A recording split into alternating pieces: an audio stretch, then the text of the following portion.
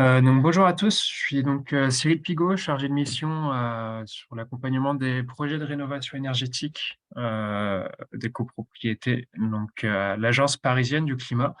Et j'aurai le plaisir aujourd'hui d'animer avec ma collègue Justine Bichon ce webinaire qui portera donc sur ce fameux sujet des peintures réfléchissantes, d'autant plus intéressant aujourd'hui qu'on approche des périodes estivales, avec ces sujets qui nous sont remontés de plus en plus par nos publics, je crois, à la fois institutionnels et par les habitants, tout simplement. Donc on sera ensemble pour plus ou moins une heure et demie, donc selon notamment les échanges et les questions que vous aurez à poser au panel que l'on a aujourd'hui. Donc, on a la chance d'avoir pu réunir aujourd'hui cinq participants, il me semble. Donc, je vais vous dérouler le programme tout de suite. Donc, on a voulu vraiment avoir un webinaire qui soit complet en ayant à la fois des professionnels sur la mise en place et la fabrication de ce produit, des chercheurs pour rendre compte des bienfaits de celui-ci, de cette solution et peut-être quelques points d'attention à avoir et puis d'avoir plusieurs retours d'expérience, en l'occurrence de bailleurs sociaux et de la ville de Paris pour voir, concrètement, qu'est-ce qui a été, quel est ce retour d'expérience, sur le terrain. Question pratique, je vous invite à poser toutes vos questions dans l'onglet Q&R que vous allez trouver, en bas de votre onglet Zoom, donc de ne pas utiliser l'onglet discussion, mais plutôt l'onglet Q&R. On essaiera d'y apporter des réponses, soit quelques-unes si elles nous paraissent pertinentes à la fin de chaque partie, et en tout cas, on gardera un temps d'échange à la fin de ce webinaire pour pouvoir répondre à l'ensemble de vos questions. Donc comme je disais, au début, ce webinaire est enregistré, devrait donc être disponible sur notre page YouTube, donc Agence parisienne du climat, d'ici quelques semaines en règle générale. Donc comme d'habitude pour nos, webinaires, une petite introduction sur, qui l'on est. Donc nous, c'est l'Agence parisienne du climat, c'est donc une association, de loi 1901 qui a été créée à l'origine à l'unanimité du Conseil de Paris il y a plus d'une dizaine d'années pour accompagner la mise en œuvre du plan climat. Dans l'Agence parisienne du climat, on a plusieurs activités. On a une grosse activité qui est celle de l'accompagnement de l'habitat privé pour aller vers une transition énergétique et donc naturellement l'accompagnement des copropriétés à Paris.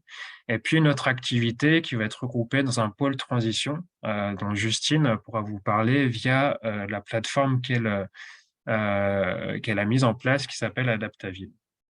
Sur l'activité coach copro, du coup, ça, c'est tout ce qui va concerner la copropriété. Donc tout ça, ça va tourner à travers cette plateforme que l'on a appelée Coach Copro, qui est à la fois une mise en relation entre les copropriétés et les conseillers, également une mise en relation entre les copropriétés et les professionnels de la rénovation énergétique, puisqu'on met en place tout un réseau de professionnels qualifiés sur la rénovation énergétique. Donc, je vous ai mis le lien sur cette slide. Donc là, je m'adresse notamment aux professionnels. Si vous avez une volonté de gagner en visibilité, en tout cas d'intégrer notre réseau, vous pouvez vous rendre sur cet annuaire et en faire la demande directement. Vous avez un petit onglet espace professionnel où vous pouvez faire votre demande d'affiliation. Donc, comme vous le pouvez le voir sur cette slide, donc nous, on gère tout le territoire parisien, mais Coach CoPro regroupe et est effectif sur l'ensemble du territoire de la métropole du Grand Paris avec différents organismes que vous allez retrouver sur tous ces territoires. Donc cette activité n'est pas disponible uniquement sur Paris. Donc voilà cela pour la partie copropriété. Justine, je te laisse enchaîner sur la partie Adaptaville, puisque la particularité de ce webinaire aujourd'hui, c'est donc de regrouper nos 2 activités et donc d'avoir aussi le plaisir d'avoir un panel de participants, qui soit, assez diversifié, à la fois avec des professionnels et puis des institutionnels. Bonjour à tous, Justine Bichon. Je suis chef de projet Adaptaville à l'Agence parisienne du climat. Adaptaville, en fait, c'est une plateforme qui a vocation vraiment à accompagner les acteurs de l'aménagement, donc que ce soit collectivités, bailleurs sociaux, promoteurs immobiliers, pour donner un peu des retours d'expérience de solutions très concrètes et très pratiques qui ont déjà été mises en œuvre et qui ont fait leurs preuves euh, par le passé. Donc voilà, à travers cette plateforme web qui est gratuite, qui est accessible à tous et qui est vraiment une mine d'or d'informations, puisque du coup, il y a des fiches pratiques de solutions qui sont sélectionnées avec nos partenaires.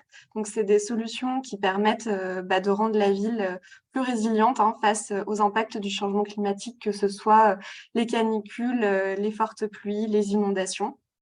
Et donc, on sélectionne avec nos partenaires qui sont la Ville de Paris, la Métropole du Grand Paris, l'ADEME, ICAD, mais aussi un réseau d'experts. Donc, on a mentionné les ALEC aussi du territoire de la Métropole du Grand Paris, l'Observatoire de l'immobilier durable, Météo France, le CEREMA. Donc voilà, l'idée, c'est vraiment d'avoir une solution assez fine. Et une fois que ces solutions sont sélectionnées, donc après un appel à candidature, on travaille en fait à mettre en ligne des retours d'expérience qui sont qualifiés puisqu'on va faire des entretiens avec les collectivités qui ont mis en œuvre ces solutions ou les autres acteurs, les entreprises, les différents acteurs qui ont pu expérimenter cette solution. Et on va donner des informations sur les coûts, des contacts, les aides financières, etc. Donc voilà, n'hésitez pas à y accéder. Bien sûr, on a une fiche sur les peintures Cool Roof qui est en cours de mise à jour. Donc, on vous l'enverra, pareil, quand on vous enverra aussi le lien YouTube de la retransmission de ce webinaire. Et puis aussi, c'est important, j'essaye d'insister un peu là-dessus, mais on a des événements réguliers qui sont destinés aux professionnels du territoire. Donc, on a des ateliers, des rencontres annuelles qui seront en octobre où vous pourrez venir rencontrer tous les porteurs de solutions et assister à des tables rondes sur ces questions d'adaptation au changement climatique. Et on a aussi des visites de sites et pas plus tard qu'hier, on était sur une cour oasis et il y en aura encore d'autres d'ici la fin de l'année. Donc, n'hésitez pas à vous abonner à la newsletter. On ne spamme pas trop. L'idée, c'est vraiment de vous envoyer les informations sur les événements et les actus un peu clés sur l'adaptation sur le territoire. Voilà, et juste pour reparler un peu de l'objectif du jour et pourquoi on a voulu faire ce webinaire avec Cyril, c'était vraiment parce que là, on se rend compte qu'on est un peu enfin, vous vous en rendez compte aussi, mais dans un moment charnière, il y a eu la publication du GIEC. Nous, on fait aussi des décryptages de ces rapports qui sont disponibles sur notre site. On travaille aussi beaucoup avec Météo France, on fait des bulletins climatiques annuels, on a publié aussi plusieurs brochures sur le changement climatique à Paris. Et voilà, on sait clairement que le climat évolue, que c'est pas pour dans 20, 50 ans, c'est maintenant aussi, et qu'il y a un vrai besoin de trouver des solutions rapides à mettre en œuvre sur le territoire parce qu'il y a une urgence, clairement, les gens meurent de chaud en fait sous les combles souvent. On a vu récemment, il y a une étude qui a montré que Paris était la ville où on risquait le plus de mourir de chaud. Bon, tout ça n'est pas très réjouissant, mais du coup, l'idée, c'est de s'intéresser aux solutions et on entend beaucoup, beaucoup, beaucoup parler des toits blancs, sauf qu'en fait, on ne sait pas forcément quels sont les points d'attention à apporter. On parle, par exemple, des expérimentations aux États-Unis où on a repeint toutes les villes en blanc. C'est pas forcément ce qui nous attend non plus parce qu'on va voir, il y a forcément des travers à ça. Et l'idée, c'est de plutôt travailler sur un ensemble de solutions et de mettre en place cette solution de Cool Roof quand c'est pertinent. Donc voilà, donc on est ravis vraiment d'avoir tous ces acteurs aujourd'hui qui vont vous parler de ce sujet, vous montrer les points d'attention à avoir, les effets bénéfiques aussi, et que vous fassiez votre propre avis et que vous puissiez aussi être acteur de ce changement. Voilà, merci beaucoup. Très bien, merci Justine. Sans plus tarder, on va pouvoir commencer avec la présentation de Marjorie Musy, qui est donc chercheuse au CEREMA et qui a notamment travaillé sur ces questions d'îlots de chaleur urbains et de l'avantage de cet effet d'albédo.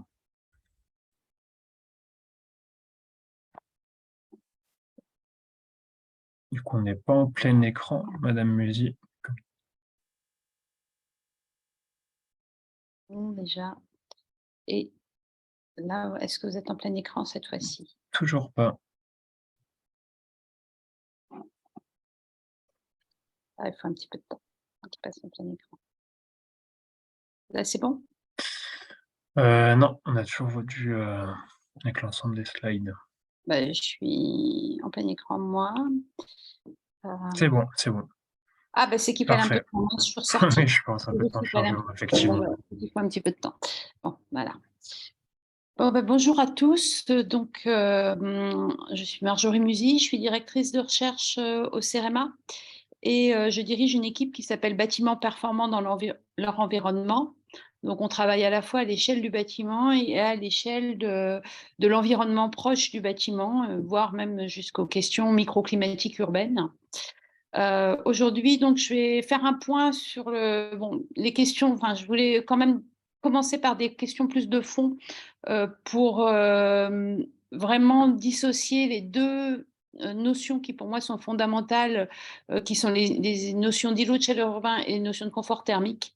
Et puis après, je vais vraiment faire le focus sur dans les stratégies de rafraîchissement, sur les stratégies qui consistent à modifier l'albédo, en fait. Donc, par exemple, avoir des peintures réfléchissantes. Donc, dans un premier temps, oui, je vais faire le point sur confort thermique et îlot de chaleur urbain. Resituer finalement les questions d'albédo dans l'ensemble des solutions de rafraîchissement urbain. Et puis après, faire l'état de l'art que moi le résumé d'état de l'art que j'ai fait il y a quelques années sur l'impact de l'albédo. Et puis bon, une conclusion très rapide. Alors pour commencer, oui, je tenais quand même à faire cette différence entre îlot de chaleur urbain, confort thermique. Ça me semble important parce qu'on voit souvent beaucoup de confusion. On voit parler d'îlot de chaleur urbain pour parler de confort. Et le confort, c'est une notion très locale. Là, quand je vous mets à gauche les images du confort, bah, finalement, le confort, ça implique une personne, son corps, et des conditions locales, ce qu'elle ressent. Quand on parle d'îlot de chaleur urbain, on a une vision spatiale de la ville, finalement, spatiale et temporelle de la ville, où on va chercher à représenter ou à étudier finalement quelles sont les zones les plus chaudes de la ville. On trouve aussi d'autres notions qui vont être des notions intermédiaires. Alors, vous allez entendre parler de surchauffe urbaine. Cette notion, finalement, elle renvoie à l'ensemble. Et quand on veut parler, il fait plus chaud dans les villes, donc ça va être à la fois des impacts sur le confort thermique et à la fois une vision qui peut être assez spatiale. Donc c'est celle qui, finalement, qui est promue par l'ADEME à l'heure actuelle pour englober l'ensemble des phénomènes. Et puis, on peut entendre parler d'îlots de fraîcheur qui seront des zones plus fraîches. Alors, plus fraîches que quoi? C'est toujours un peu le problème. Dans l'îlot de chaleur urbain, on compare une zone à l'extérieur de la ville, un milieu rural à l'extérieur de la ville. Finalement, là, quand vous voyez sur la droite mes petites courbes, j'ai la température urbaine qui varie, qui est souvent plus chaude la nuit, mais qui peut être plus fraîche la journée. Donc, dans la nuit, on se retrouve souvent avec un îlot de chaleur dans la ville parce qu'il fait plus chaud en ville. Et puis, dans la journée, on peut être un peu plus frais et avoir localement des îlots de fraîcheur. Ce n'est pas toujours le cas, on peut avoir les mêmes températures. Mais localement, on va pouvoir parler d'îlots de fraîcheur, qui sont des zones plus fraîches. L'îlot de chaleur urbain, quand on le cartographie, alors là je vous donne ce qui avait été fait sur Nantes, en général on le cartographie avec une discrétisation qui n'est pas très fine en fait, parce que on fait en fonction de l'occupation des sols ou des mesures qu'on peut avoir, et puis on a des mesures qui sont ponctuelles, et puis après on va les extrapoler à des quartiers entiers. Donc on ne peut pas, à partir d'îlot de chaleur urbain, parler de confort. On peut juste dire: «Maintenant, ces quartiers, il fait plus chaud». Alors c'est pareil, cette notion d'îlot de chaleur urbain, là, je représente bien des températures de l'air et c'est quelque chose d'assez, difficile, finalement, à mesurer parce qu'on peut que les mesurer ponctuellement. Souvent, on a des cartographies de température de surface qu'il est vraiment difficile d'exploiter. Il faudrait avoir des températures de l'air parce que c'est vraiment la conséquence de l'îlot de chaleur urbain, c'est ces températures de l'air et puis ça va être aussi l'impact sur les bâtiments. Quand on parle de confort thermique, j'ai mis cette photo prise en bas de la tour Akbar sur une surface de bitume parce que je la trouvais assez représentative. Vous voyez bien là, là où sont les personnes, on n'aura certainement pas les mêmes conditions de confort que si quand elles sont passées sous les arbres, parce qu'on a l'ensoleillement, parce qu'on a les ombres, parce qu'on a des surfaces très différentes. Donc on est vraiment sur une notion très locale, le confort thermique. Ici, alors de quoi on parle quand on parle de confort thermique? Ici, je vous ai représenté une personne dans une rue. Cette personne, elle reçoit le soleil, elle reçoit la réflexion des solaire de toutes les surfaces autour d'elle. Elle reçoit aussi du rayonnement infrarouge qui vient des surfaces qui sont éventuellement plus chaudes.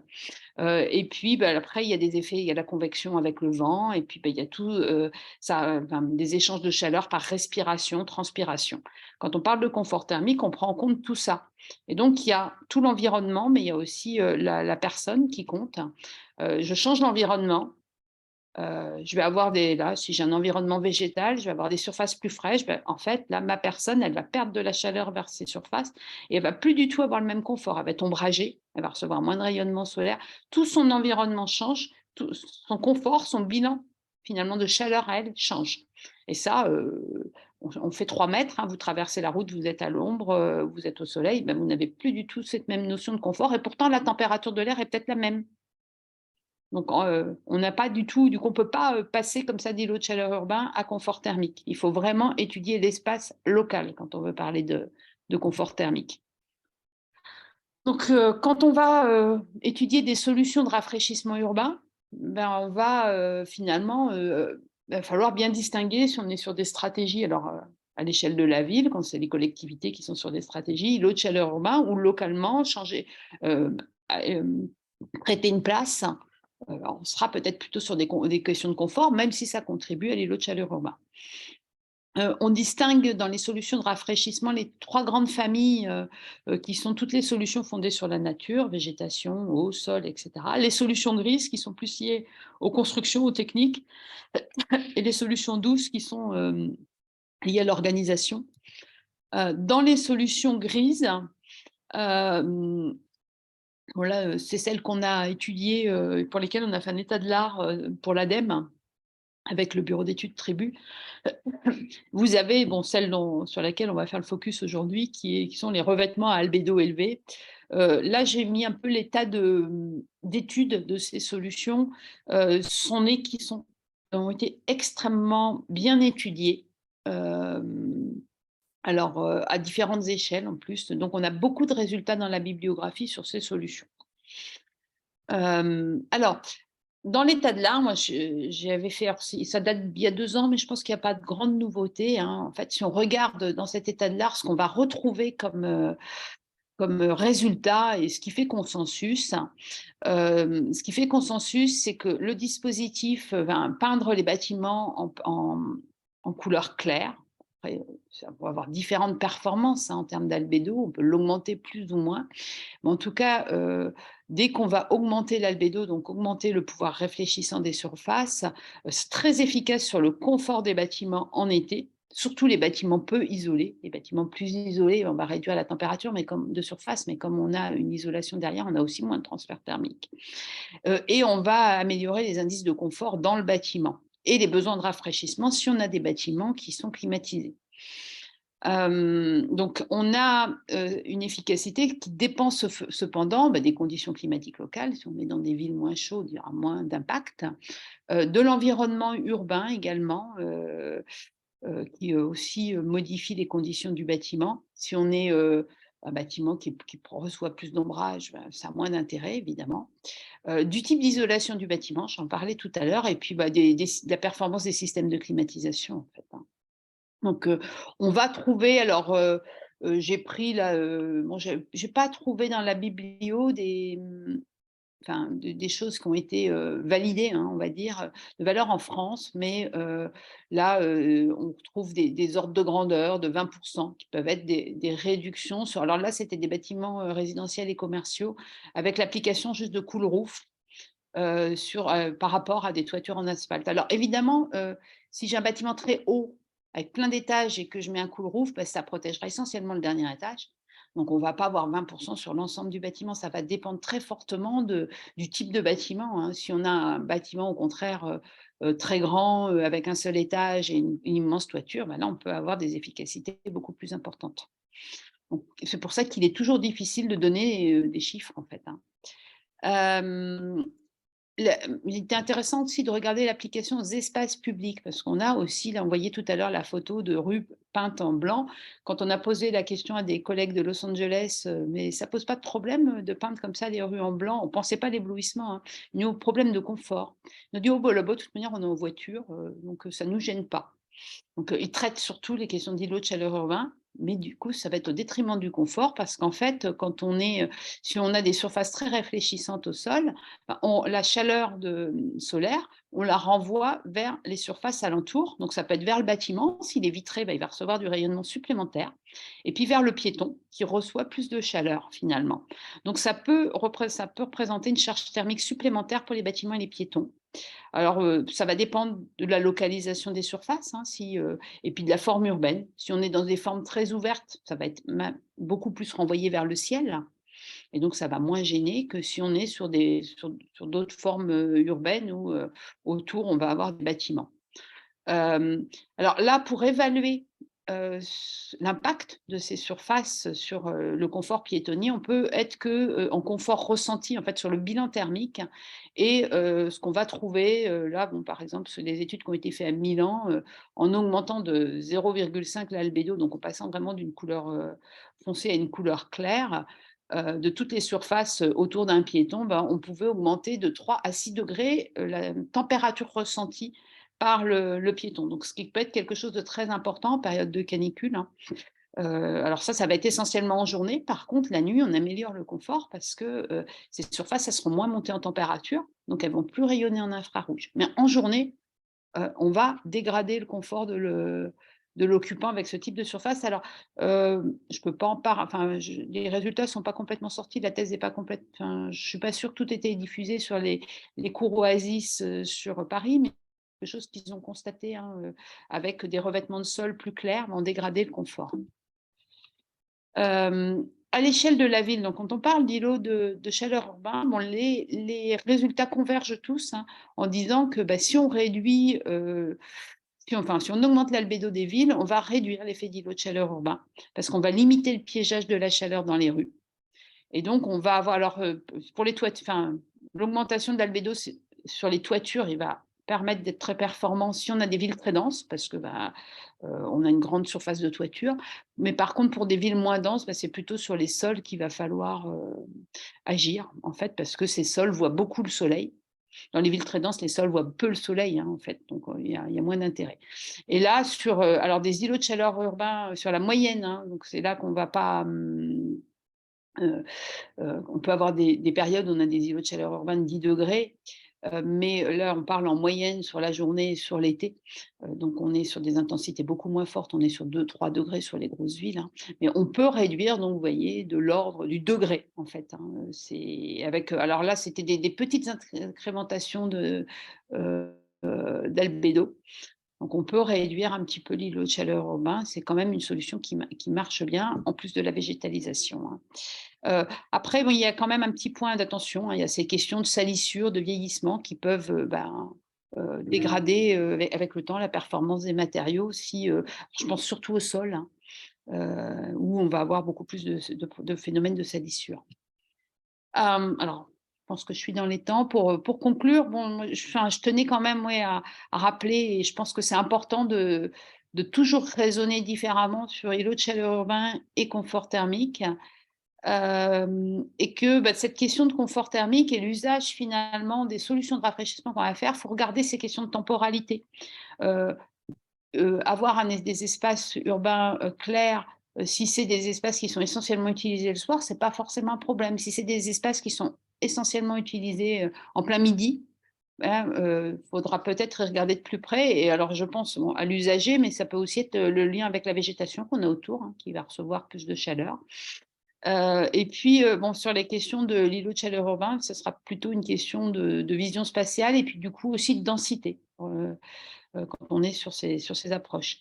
J'avais un petit point d'attention en plus, bah, voilà, la combinaison de solutions, elle est encore peu étudiée. On a peu regardé, l'impact de peintu enfin de surface avec un albédo élevé sur les arbres, par exemple. Ça, c'est quelque chose d'assez peu regardé. Et donc, si on cherchait à faire des combinaisons en disant je vais à la fois avoir des revêtements clairs plus les arbres, peut-être que ça peut aussi poser des problèmes aux arbres. Et ça, pour l'instant, je pense que la recherche n'a pas suffisamment avancé là-dessus. Voilà, je vous remercie pour votre attention et puis je répondrai aux questions dans le chat. Très bien. Merci beaucoup, Madame Musy. Je crois que c'était très complet. Je ne sais pas si on a des questions sur le sujet, Justine, pour le moment. Non, c'est plutôt des questions techniques pour l'instant, donc, mais n'hésitez pas en tout cas à les poser si vous avez des réactions dans l'onglet Q&R et on pourra y revenir après à la fin du webinaire. Parfait. On va pouvoir passer à la seconde présentation de Monsieur Martin Cochet, qui est donc directeur de Coolroof. Ah, pardon, en fait, j'ai une question. Bien. Désolée. C'est dans le cas d'une application d'un Coolroof sur le toit d'un bâtiment, est-ce que le réfléchissement des rayons vient réchauffer l'air ambiant en journée? Marjorie, du coup. Non, le rayonnement qui sera réfléchi va être renvoyé vers des surfaces. En fait, le réfléchissement, il se fait, alors, sauf si l'air est vraiment très trouble. Quand l'air est trouble, les rayons, le rayonnement solaire peut réchauffer l'air, mais bon, dans un cas où on n'est pas trop pollué, en fait, la chaleur, elle va d'une surface à une autre surface. Donc, si par contre, on a un bâtiment bas, dans l'exemple d'un bâtiment bas entouré de plein de bâtiments plus hauts, le réfléchissement, il va aller vers d'autres bâtiments. Ça peut poser problème. Mais l'air est réchauffé essentiellement par des surfaces chaudes et par de la convection. Donc non, a priori, on ne réchauffera pas l'air par le réfléchissement. Au contraire, comme on va avoir des surfaces plus fraîches, on va avoir plutôt tendance à moins réchauffer l'air que si on avait des surfaces chaudes qui seront plus montées, enfin des surfaces sombres qui seront plus montées en température. Donc a priori, non. On n'a pas cet effet-là, mais par contre, si on a un bâtiment bas entouré de bâtiments hauts, on va leur renvoyer de la chaleur. Ça peut, un peu comme je disais tout à l'heure pour le sol, ça peut être un peu problématique pour les autres bâtiments. Merci beaucoup. Parfait. Je crois Monsieur que c'est Martin tout. Cochet, Merci. c'est à vous. Alors pour compléter, on va envoyer les rayons du soleil, pas forcément la chaleur, puisque la chaleur, on l'a baissé effectivement sur le support. Donc normalement, non, on ne réchauffe pas, mais je rebondis sur ce que disait Madame Musy, effectivement, et voilà. Alors attendez, je vais partager mon écran et hop. Est-ce que tout est OK? Parfait. OK. Écoutez, merci de nous donner effectivement cette tribune pour expliquer un petit peu ce que c'est le Coolroof et le coolroofing, et puis de présenter un petit peu la société Coolroof. Alors, ce que je retiens de Madame Musy, il y a trois choses pour moi intéressantes. C'est la distinction entre les ICU et la notion de confort, qui effectivement est importante. La deuxième, c'est la réflexion, ce que vous disiez tout à l'heure, c'est la réflexion sur l'environnement dans lequel on se trouve et l'usage, ce que l'on fait. Et la troisième, c'est la combinaison des solutions. Il faut bien se rappeler qu'on est sur un produit de niche dans l'immédiat et un marché de niche. Pourquoi? Parce que jusqu'à maintenant, on était en France. En fait, la France a eu chaud l'été dernier. Et très chaud. Et il y a déjà eu des pics caniculaires par le passé, mais qui étaient un peu sporadiques. Le fait d'avoir vraiment eu un été avec des pics caniculaires longs, le fait que le GIEC alerte également sur le fait que ce seront des phénomènes qui vont se répéter dans le temps, amène les gens à réfléchir un petit peu différemment aujourd'hui sur cette notion de confort, d'ICU, et surtout sur cette notion de bâtiment et de gestion de la thermie d'un bâtiment, sachant que ce bâtiment s'intègre dans un environnement un peu plus large. Voilà, c'est ce qu'il faut bien garder à l'esprit aujourd'hui. Et le coolroofing est une des solutions aujourd'hui qui, parmi d'autres, comme la végétalisation, comme le free cooling, comme on met aussi en regard les panneaux photovoltaïques, mais voilà. C'est un panel de solutions aujourd'hui qui va s'adapter à une expression de besoin ou à une problématique spécifique. Alors, Je reviens simplement sur la structure Coolroof France. On est les pionniers aujourd'hui en France. Je ne vais pas forcément faire un article sur Coolroof France. Je veux simplement expliquer ce qui nous a amené aujourd'hui à réfléchir à cette notion justement de confort et d'ICU. Coolroof France, c'est une petite boîte dans l'ouest de la France. Voilà, c'est les pionniers du coolroofing en France depuis 2015. Nos premiers chantiers 2015, ça se passe toujours très bien. L'effet est toujours là. Sur le marché, c'est un 100% made in France avec son siège en France, mais surtout des labos en France. Labos parce que, encore une fois, produit de niche, marché de niche, on est sur une technologie aujourd'hui qui évolue. Produit de niche, marché de niche, et en fait, on l'a fait évoluer avec la compréhension nouvelle des bâtiments et cette gestion de la thermie des bâtiments. Je reviendrai sur cet aspect-là dans quelques minutes et je reviendrai sur les alinéas 2 et 3, notamment sur un cas, un REX que l'on a pu, enfin voilà, qui est un peu plus tard dans la présentation. Simplement, on regarde la notion d'urgence climatique aujourd'hui, on regarde la notion de climatisation, on regarde la notion de surchauffe des bâtiments et des villes comme de façon très pragmatique. En mettant de la peinture blanche et sur du coolroofing, ça veut dire qu'on réduit globalement, on renvoie les rayons du soleil, 90% à peu près, et on évite la chauffe et la surchauffe déjà de la première couche d'un bâtiment qui va être un bitumineux, enfin un revêtement bitumineux, un bac acier, une tuile, une ardoise, peu importe ce que vous avez. Le rayon du soleil vient, frappe et repart, sans effectivement chauffer ce premier support. Ce qui veut dire qu'on stoppe le flux thermique à la base et le flux thermique ne va pas vers l'intérieur. Et donc, en évitant ces phénomènes, on prolonge aussi un peu la vie des supports, la vie des bâtiments, puisqu'on évite les phénomènes de dilatation, de contraction, tout ce qu'il peut y avoir entre des écarts très chauds, très froids. Là, vous réduisez les écarts. Donc, on a des prolongations, effectivement, de durée de vie de toiture. Une peinture, c'est moins de 1 kg au mètre carré. Et on n'a pas besoin d'interrompre, effectivement, de faire un énorme chantier pour venir appliquer ça. On n'intervient pas non plus sur les notions de décennale, puisqu'on est considéré comme des peintures de rénovation. La décennale aujourd'hui dit qu'on intervient sur la structure, avec moins de 1 kg, on n'intervient pas sur la structure, et on intervient sur la destination du bâtiment. Cette destination, aujourd'hui, on ne la touche pas, à l'instar ou contrario d'un crépi ou autre, on ne change pas la structure elle-même du bâtiment ou la structure du support. Une tuile continuera à protéger un bâtiment, un bitumineux continuera à protéger un bâtiment. On vient simplement y adjoindre une solution supplémentaire pour un autre besoin. Vous avez différents types de produits et différents types de solutions sur le marché. Ça peut aller jusqu'à 20 ans. La nôtre a été étudiée jusqu'à 20 ans. Et on a 20 ans de recul puisqu'on a on travaille avec des partenaires qui ont déjà appliqué justement ces solutions aux États-Unis. Et on a des projets qui, pour nous, la France, 8 ans de recul, 9 ans maintenant, et sur les États-Unis, jusqu'à 23 ans en Floride, sur lesquels les premiers chantiers ont été posés. Donc, en réel, en factuel, on a aujourd'hui des retours d'expérience. On a le fait d'avoir intégré des labos et ne pas faire d'achat-revente de pots de peinture nous a permis en fait de réfléchir à notre produit et de l'optimiser, de s'affranchir des règles du marché.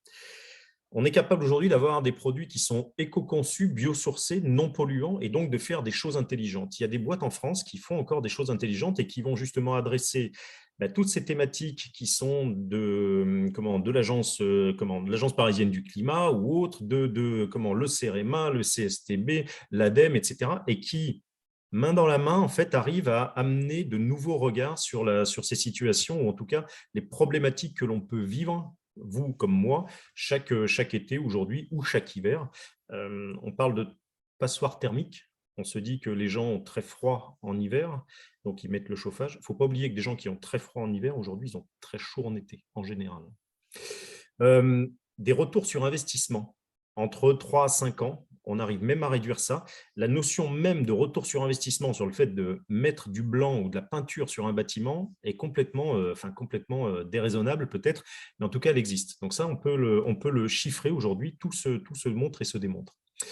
Je passe rapidement sur l'accompagnement des décrets tertiaires parce que ça, c'est plutôt orienté B2B entreprise.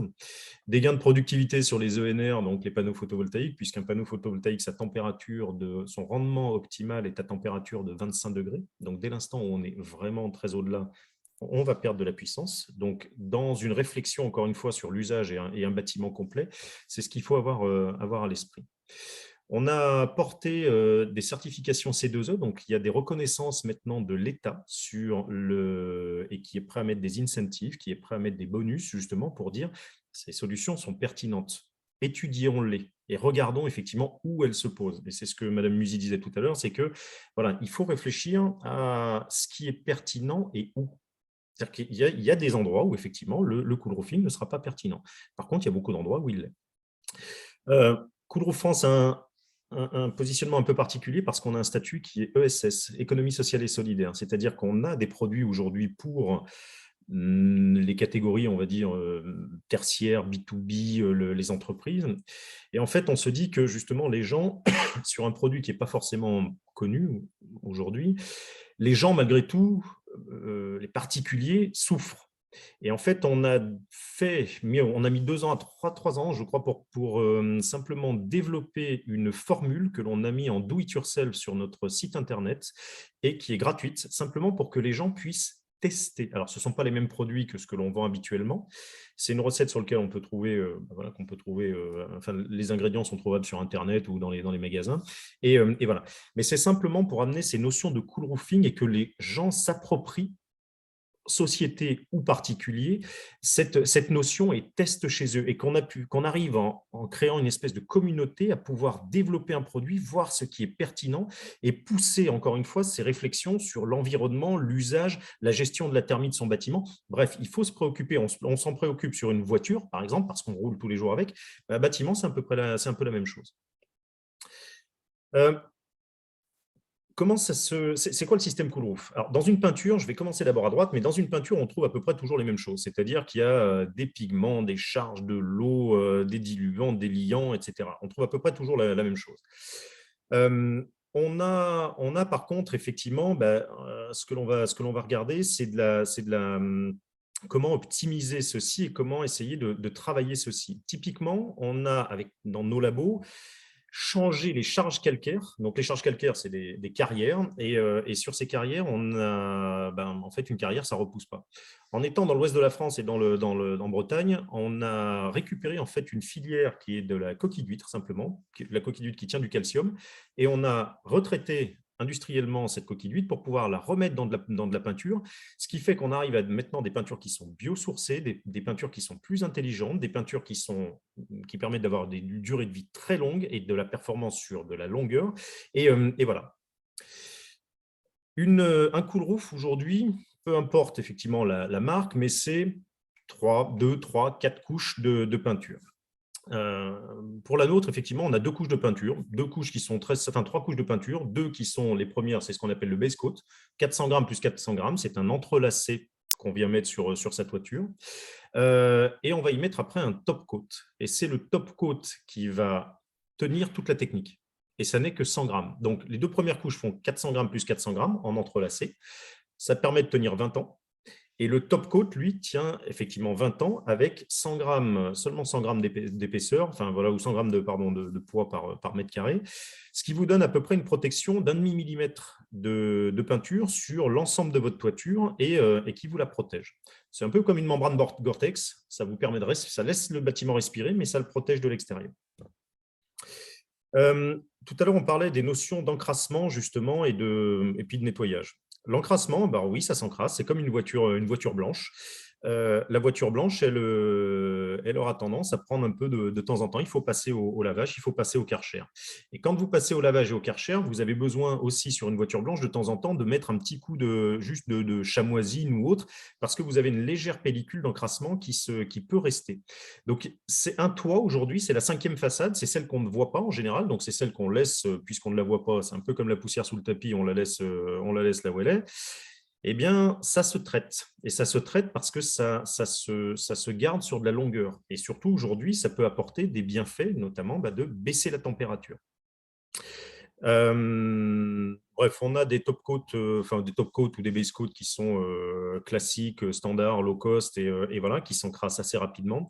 Et puis, on a des solutions qui, justement, encore une fois, c'est le même concept que votre t-shirt blanc. Entre un t-shirt blanc très technique et un t-shirt blanc très standard, ben, voilà, on arrive à faire maintenant des choses assez surprenantes et ça continue à évoluer. C'est ce qu'il faut garder à l'esprit. Alors, vous avez une application qui est facile, enfin, qui est assez simple. Je vais vous donner deux, trois. Alors, on a inventé, nous, trois produits parce qu'un bâtiment, c'est 5 façades. Il fallait qu'on traite les 5 façades. On a donc du cool roof pour la toiture, on a du cool wall pour les murs et on a du cool glass. Alors, pas pour mettre sur, on ne va pas aller refaire un bâtiment vitré complètement en blanc avec de la peinture, c'est stérile. Et par contre, on peut traiter des sky domes, des voûtes lumineuses. Dans un grand magasin, par exemple, ça tient à peu près 10 à 15% de la surface complète. C'est ce qu'on appelait tout à l'heure, Madame Musil disait, c'est une chose qu'on appelle des facteurs influençants. C'est-à-dire que quand vous êtes sous l'arbre, sur la photo qu'on voyait, ben voilà, vous êtes bien, vous changez simplement du trottoir. Le trottoir ensoleillé, le trottoir qui n'est pas ensoleillé. Et puis une vitre, par exemple, un rayon de soleil qui va refléter sur une vitre et qui va vous revenir en pleine figure, et voilà, et vous avez super chaud. Ben, en fait, on traite tous ces facteurs influençants. Il faut réfléchir aujourd'hui à la thermie complète d'un bâtiment. Le cool roof, ça se pose très rapidement. Ça peut se poser très rapidement, soit au rouleau, tout simple, Castorama, Brico, et voilà, soit avec des systèmes d'airless. Juste pour vous donner un référentiel de pose, on arrive à faire un Stade de France, donc 10 000 m² en 3 jours. Mais de l'autre côté, si on fait 100 maisons de 100 m², il nous faudra 3 mois pour le faire. Parce que, encore une fois, plus de personnes effectivement à gérer, etc., etc. Donc aujourd'hui, notre activité, elle se focalise beaucoup sur le B2B, sur les entreprises qui ont des plus grosses surfaces parce qu'on est dans l'urgence climatique. Et cette urgence climatique nous amène à traiter cette notion de confort qui était évoquée tout à l'heure, mais aussi cette notion maintenant d'îlot de chaleur urbain. On réfléchit non plus à un bâtiment, mais on réfléchit à une zone, effectivement, et on essaye d'amener cette réflexion. Et voilà, ça peut aller très vite. En termes de nettoyage, c'est fluctuant selon effectivement où vous vous trouvez. On a des bâtiments qui se trouvent à Aéroport de Paris, vous avez le kérosène qui tombe, ça va se nettoyer, il va falloir le nettoyer un peu plus fréquemment, une fois par an globalement. Comme quand on fait une visite sur une toiture voilà, de maintenance ou simplement un check visuel. Et par contre, on a des sites qu'on ne traite pas pendant 3-4 ans sur lesquels la colorimétrie ne baisse pas forcément et on a peu d'impact finalement dans le temps sur une baisse des performances. Voilà. Donc, ça, c'est fonction effectivement. Et puis, après, il y a des coûts, mais les coûts sont assez négligeables sur ça et on pourra revenir. Bon, pourquoi le blanc ? On parle souvent de blanc et de peinture colorée. Juste, revenons à quel est votre besoin, quel est le besoin ? Tout à l'heure, on parlait des peintures blanches sur des trottoirs. Il y a une chose qui n'a jamais été prise en compte jusqu'à maintenant, c'est par exemple des facteurs d'abrasion, des facteurs des effets tiers qui peut y avoir. Toutes ces notions-là, il faut réfléchir au produit quand on le fait. C'est pour ça qu'on essaye de le faire, nous, et on a intégré nos labos avec des équipes de BE directement dans la société pour justement anticiper ces notions-là, essayer d'aller un peu plus loin, simplement à ne pas badigeonner en blanc un bâtiment. Ça, c'est pas pour nous, c'est pas ce que l'on veut. On veut avoir une réflexion, un accompagnement de nos clients, un accompagnement des gens avec qui l'on discute, mais le fait aussi d'avoir justement de travailler avec l'Agence parisienne du climat pour amener ces réflexions et aller plus loin dans le résultat qu'on peut avoir. Pourquoi le blanc ? Parce qu'en fait, on a ce que l'on appelle on cale un peu tout le monde sur un index qui s'appelle le SRI, c'est l'indice de réflectance solaire. C'est un peu la performance du produit. L'indice de réflectance solaire, c'est la réflectance et l'émissivité. C'est une formule savante que j'ai mise, mais simplement pour information, et qui cale un peu tout le monde. On dit simplement qu'une peinture blanche, elle commence à avoir un effet thermoréflectif à partir de 100.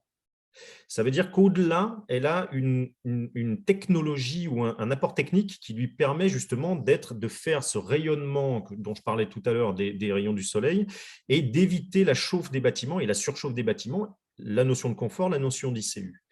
Et attention aujourd'hui, parce qu'on a beaucoup de choses qui se disent où on a voilà, des peintures colorées qui peuvent avoir les mêmes effets que des peintures blanches. Bon, cassons un petit peu tout ça, parce que quand vous mettez un t-shirt noir et que vous sortez dans la rue et que vous mettez un t-shirt blanc, vous n'avez pas le même effet. Ben, c'est la même chose pour une peinture. Il faut juste revenir sur du rationnel, du très pragmatique, du très technique. Et voilà.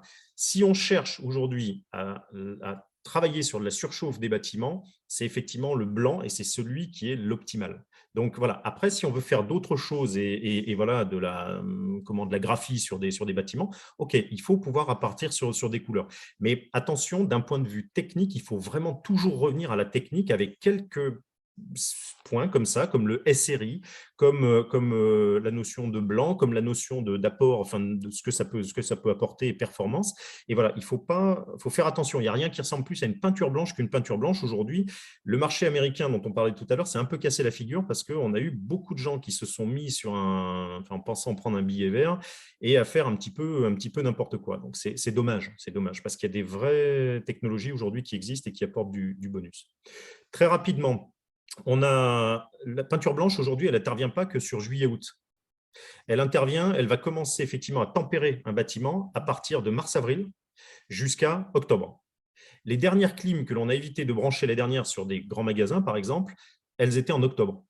Voilà, parce que les pics caniculaires ont continué jusqu'à mi-octobre et voilà.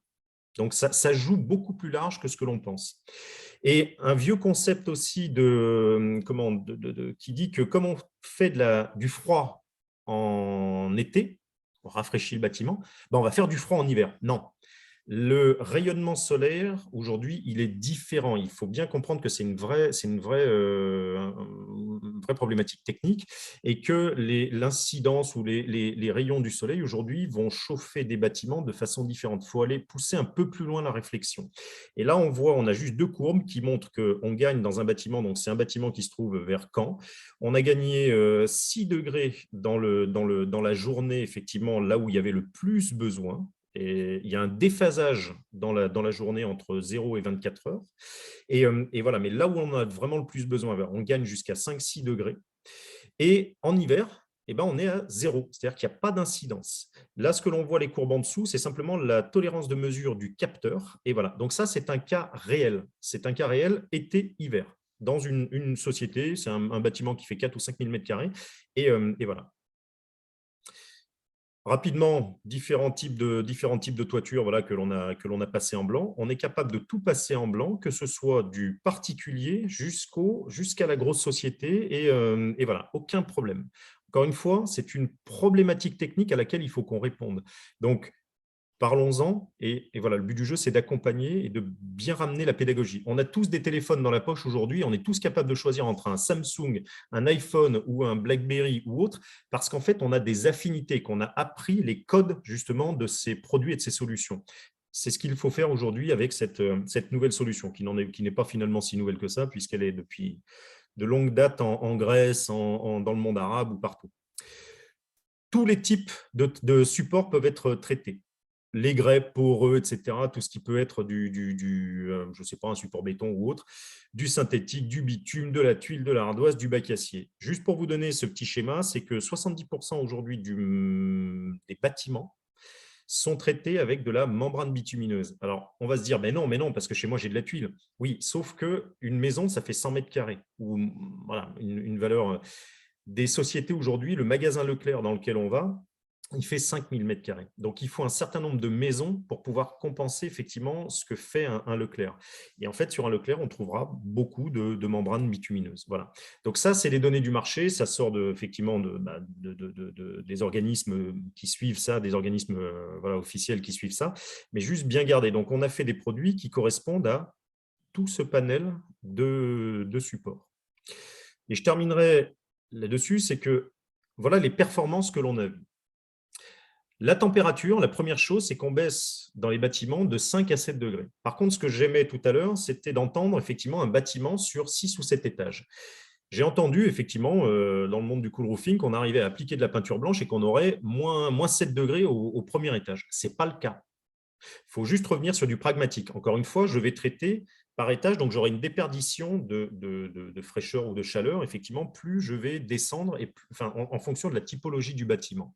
Mais là, sur un bâtiment qui fait 4000 ou 5000 mètres carrés, bâtiment industriel, on gagne 7 degrés. Ça, ce sont les données du client, ce n'est pas nos données. De l'autre côté, ils avaient de la clim. On a baissé la consommation de clim dans ce cas présent, 41%. On va de 20 à 50% selon les typologies de bâtiments. On voyait tout à l'heure dans la présentation de Mme Musy, 20%, et puis est une donnée effectivement de base.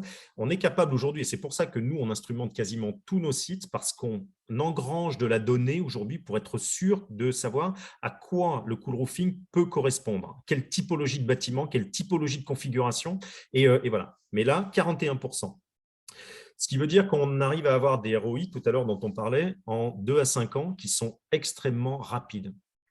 Et si vous n'avez pas par exemple, de climatisation, là, on va jouer sur le confort. Le confort, ça va être les collaborateurs qui travaillent dans un bâtiment, les gens qui y vivent, les visiteurs qu'il peut y avoir, ou alors ça va être aussi des produits qu'on peut y stocker, des process que l'on peut avoir. Et là, ce que l'on voit dans cet exemple, c'est qu'on a baissé la température sur 2019 de 383 heures à 43 heures. On était à 25 degrés parce que la 25 degrés, c'est la température à partir de laquelle on déclenchait les clims. Et cette température, c'était, quand la clim ne fonctionne pas, c'est la température à laquelle les gens qui occupaient le bâtiment avaient un droit de retrait, de partir du bâtiment. Donc, c'est un sacré élément. Et quand on arrive à baisser par 10 et qu'on n'augmente jamais au-delà de 26 degrés, ça veut dire que vraiment, aujourd'hui, on joue sur cette notion de confort. Mais cette notion de confort va alimenter cette notion justement d'îlot de chaleur urbain. Et voilà. Bref, on documente progressivement sur un marché de niche, un produit niche sur un marché de niche. On documente progressivement justement tout le savoir que l'on en a avec un produit qui est pertinent, qui est une évidence aujourd'hui. Ce n'est pas nous qui l'avons créé. Ça fait 5000 ans que c'est déjà sur le… Voilà, nous, ce qu'on y a fait, c'est simplement y intégrer de la technique, beaucoup de technique. Donc, sur un produit low-tech, on y met beaucoup de high-tech.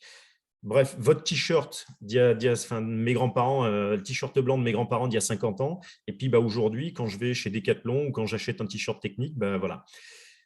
Voilà un petit peu cette notion aujourd'hui ou ces réflexions que l'on a et que l'on souhaite partager et sur lesquelles on se tient à votre disposition. Et voilà, parce que, encore une fois, tout le monde a vécu les pics de chaleur sur l'été dernier notamment, et qui apportent beaucoup de problèmes, que ce soit des altérations machines, des problématiques en toiture, des problématiques humaines aujourd'hui quand on traverse dans la rue. Il y a des solutions. Réfléchissons-y ensemble et voilà. Très bien, merci pour cette présentation très complète. Je crois que ça a nous sollicité, provoqué pas mal de questions. Est-ce qu'il y en a quelques-unes qu'on pourrait poser maintenant, Justine? Oui, alors il y a beaucoup de questions très précises. Julien, je vous laisserai répondre dans le chat. Il y avait juste une question par rapport aux toitures en zinc. Est-ce que c'est un produit qui est applicable sur les toitures en zinc? Oui, tout à fait. Et on y réfléchit avec la ville de Paris. Paris, par exemple, c'est 32 millions de mètres carrés. 20 millions de mètres carrés sur de la zinguerie et 10 millions de mètres carrés sur du non-zinc. Donc déjà, quand on se dit, on peut déjà traiter une grosse partie du non-zinc. Maintenant, Paris, on a toujours cette bataille parce que c'est de la zinguerie, donc c'est Haussmann, et il faut faire attention à ce que l'on fait avec Haussmann. Attention, le vrai haussmannien ne représente qu'une toute petite partie, effectivement, de ces zingueries. Et en fait, on a des possibilités de traiter la zinguerie. Une zinguerie, elle démarre… Enfin, vous avez différents types de toitures sur Paris. Il n'y a pas que de la zinguerie, il y a de l'ardoise. On aura la ville de Paris après qui Et voilà. Donc, interviendra, c'est pour ça qu'elle qu'on a développera après. aujourd'hui des solutions. Oui, on a des solutions pour traiter et on peut appliquer sur des zincs, il n'y a aucun problème. Merci beaucoup. Très bien, on va pouvoir passer à la suite. Madame Chevreau, Monsieur Cartier de Paris Habitat, c'est à vous. Bonjour, donc je suis Laurence Chevreau, responsable de la coordination patrimoniale à la direction de l'exploitation à Paris Habitat. Je suis accompagnée de Benoît Cartier, responsable patrimoine sur notre direction territoriale Est, donc le 12e et 20e arrondissement. On voulait vous faire un retour sur une expérimentation qu'on a menée. Paris Habitat, c'est 125 000 logements. On loge un Parisien sur 9. On est signataire de la charte Paris Action Climat et on s'est engagé auprès de nos locataires pour améliorer leur cadre de vie. Donc, dans ces contextes où les épisodes de chaleur se multiplient, Paris Habitat s'emploie donc à améliorer le confort d'été et à tester des solutions alternatives avec de nouveaux produits. Notre direction générale avait été approchée par des fabricants de peinture réflectives et souhaitait qu'on teste cette peinture pour modifier l'albédo et voir comment se comportait notre bâtiment. Donc, on a recherché un site qui était avec une terrasse qui était en bon état, où on n'avait pas de projection de travaux à court terme, ni de travaux sur le bâti. On cherchait aussi un espace dégagé, où il n'y avait pas d'ombre sur les terrasses, avec un bon ensoleillement. Des accès assez faciles, sécurisés, pas d'encombrement sur la terrasse pour optimiser le test. Et on cherchait 2 terrasses à proximité l'une de l'autre pour avoir un témoin dans le cadre du monitoring, donc qui soit à peu près de même taille et dans les mêmes conditions d'ensoleillement. Et la dernière chose que l'on recherchait, c'était des vues sur cette terrasse par d'autres locataires, pour essayer aussi d'analyser l'acceptation de la modification de l'aspect. Donc, on a trouvé un ensemble immobilier de 1965 qui avait bénéficié de travaux dans les années 90. On est sur une structure voile et plancher béton avec une TE polystyrène de 10 cm et une terrasse en autoprotégé sur polyuréthane de 10 cm. On a des fenêtres PVC avec des jalousies et une ventilation naturelle d'origine. Donc, le site est situé dans le 20e arrondissement, entre la rue des Couronnes et la rue de Patoria. Donc, l'étanchéité était encore en bon état. Ce qu'on a fait, c'est des travaux préliminaires avant l'application de la peinture. On a nettoyé la terrasse et révisé tous les relevés avant l'application, puisqu'il nous faut un support qui soit sain, sec et préparé pour avoir une bonne adhérence du produit. L'application, elle s'est faite au rouleau en 2 couches, enfin une première couche d'imprimaire et 2 couches de Sun Protect. On a essayé, on a voulu que ce soit fait indépendamment de nos entreprises pour éviter aussi la méconnaissance du produit ou un effet de concurrence qui aurait intervenu sur cette application. Donc, on a fait le choix de la faire appliquer par un peintre qui avait déjà travaillé avec Enercool. Donc, cette peinture, elle possède des pigments qui renvoient les infrarouges et qui résistent aux UV. Elle est de fabrication française et garantie 10 ans. Donc, l'application, elle s'est faite en l'espace de 2 semaines. Il a fallu juste qu'on vise une fenêtre où la météo était favorable, puisque il nous faut quand même un temps de séchage entre les couches et éviter que la pluie lessive. Donc, vous voyez là la vue qu'on a depuis un autre bâtiment. Avec un immeuble qui était un peu en arrière-plan. Et voilà la finition. Ce qu'on se rend compte, c'est que vu qu'on a peu de pente sur ce type de terrasse, on peut avoir parfois de l'eau qui snague et du coup, avec l'évaporation de l'eau, on a quelques résidus ainsi que des salissures qui peuvent apparaître. Donc, il est clair qu'il faudra qu'on prévoie un nettoyage régulier de cette terrasse pour garder l'effet de l'albédo. Sinon, ça s'est fait très rapidement et pour un coût qui était de moins de 30 € du mètre carré hors taxe. Et ce qu'on a souhaité faire, c'est aussi donc monitorer. Et donc, je vais laisser la parole à Benoît pour vous parler de l'instrumentation. Bonjour à tous. Donc, du coup, sur l'instrumentation, on a pris le parti du coup d'équiper 2 logements au dernier étage sous la terrasse qu'on avait traité, 2 logements en étage courant aussi, et puis 2 logements témoins de référence sur le bâtiment sur un autre bâtiment de la résidence qui fait le même nombre de niveaux, là, qui n'a pas exactement la même exposition, mais qui est vraiment à proximité avec le même nombre de niveaux et sans ombrage. Et une sonde en façade nord, en extérieur, pour avoir une référence locale de température d'ambiance. On a implanté dans chaque logement 2 sondes, hein, une dans l'entrée et une dans la chambre, en veillant à ce qu'elle ne soit pas dans une zone ensoleillée. Le suivi des sondes, donc pour l'instant, on n'a mesuré que la température via la plateforme Omaze en prestation de service et une transmission réseau LoRa. Et on a posé les sondes en juin 2022, sachant qu'on avait fait la peinture le mois précédent. Je vous ai mis là des résultats en moyenne journalière. Donc, du coup, c'est de la moyenne journalière. Donc, c'est la moyenne des températures dans les logements, donc dans les 2 témoins, dans les 2 logements testés et dans les 2 logements en étage courant. Et donc, c'est la moyenne de la température journalière.